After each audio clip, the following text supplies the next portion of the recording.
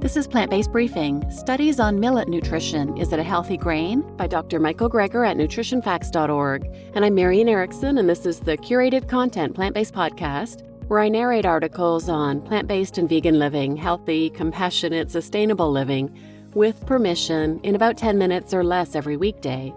And today's article is from nutritionfacts.org. They are a regular contributor here.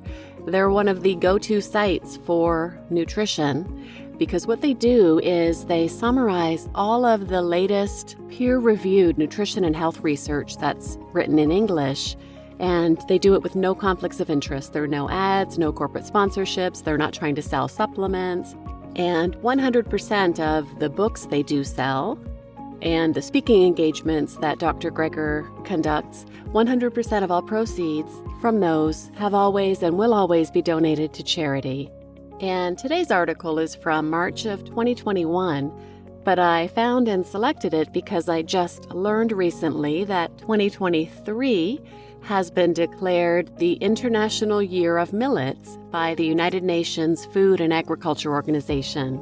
I learned this from Brigitte Gem of Vegan Family Kitchen. I was attending one of her free webinars. This one was Minimalist Meal Prep for Healthy, Stress-Free Vegan Weeknights, and I highly recommend following her because she offers these free webinars where I learn so much, including this interesting little fact about millet. Apparently, millets are an ancient grain and are very drought-resistant, obviously critical to helping to manage the food crisis with climate change wreaking havoc around the world. So now let's get to today's plant-based briefing. Greger at nutritionfacts.org.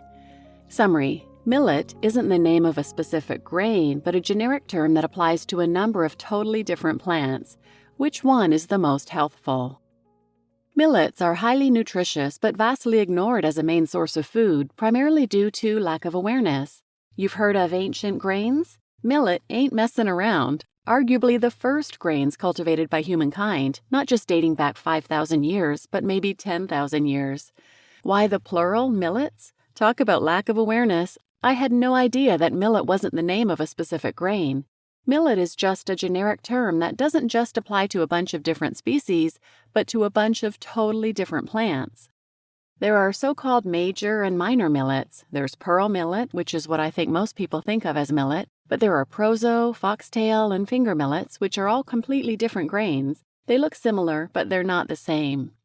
Fiber is one of the main things we're looking for in a whole grain, and kodo millet is like off the charts.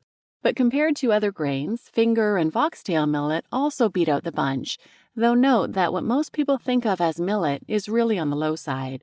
But looking at the polyphenol content, even plain millet beats out the other grains, including sorghum, which I previously hyped for its polyphenol content. But again, kodo millet seems to win the day. Total antioxidant-wise, though, kodo and finger millet are comparably high. Nutrition-wise, finger millet is said to have 8 times more calcium than other grains, but it looks to me more like 10 times more, just off the charts, and 3 times as much calcium as milk. Some of the millets are exceptionally high in iron as well. Regular millet is high, but barnyard millet has like 5 times more iron than steak. Okay, so it's nutritious, but what about specific potential health benefits? In the medical literature, you'll read things like this. Millets may prevent cardiovascular disease by reducing triglycerides in hypolipidemic rats. Who cares, other than perhaps pet owners, whether a food reduces cardiovascular disease in rodents? There was that epidemiological study in China that found lower esophageal cancer mortality rates in areas that ate more millet and sorghum compared to corn and wheat, but that may have been more due to avoiding a contaminating carcinogenic fungus than from benefit in the millet itself. Studies show millets may be effective against cancer cell proliferation in a petri dish, with kodo and proso millet rapidly inhibiting cancer cell growth compared to pearl or foxtail millet, knocking down the growth of cancer cells but leaving normal cells alone.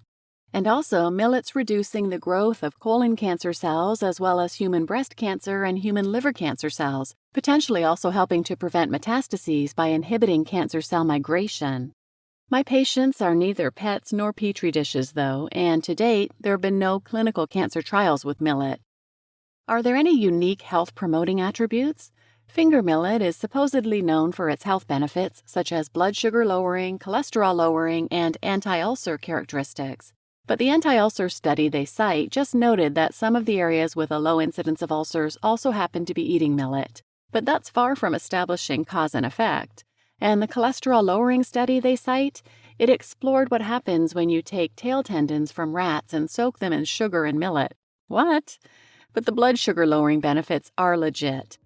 Apart from the fact that millets don't contain gluten, which is good for the 1 or 2% of people with celiac disease or non-celiac gluten sensitivity, millets can also be exploited in the management of type 2 diabetes due to their blood sugar-lowering properties, as reported by several studies on millets and millet-based foods in actual people, which we'll cover next. You just listened to Studies on Millet Nutrition, Is It a Healthy Grain? By Michael Greger, MD at nutritionfacts.org.